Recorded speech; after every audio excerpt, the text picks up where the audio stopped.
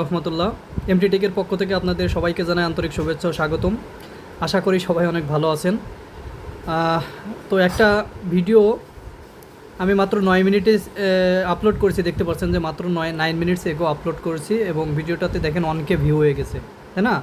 আমার দেখেন 1.1K view চলে আসছে। আমি জাস্ট একটা রিফ্রেশ করলাম এবং 1.1K ভিউ চলে আসছে।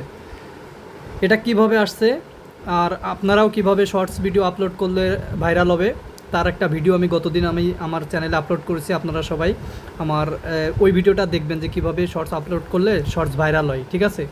তো আপনারা যারা নতুন ইউটিউবিং করতেছেন, আপনাদের শর্টস ভাইরাল হয় না, তারা আপনারা সবাই আমার ওই ভিডিওটা দেখলে এবং ওই ভিডিওটা দেখে ওই যেভাবে আমি টেকনিকগুলো শেখাইছি ওইভাবে কাজ করলে আপনাদের ভিডিও 100% ভাইরাল হবে, ঠিক আছে?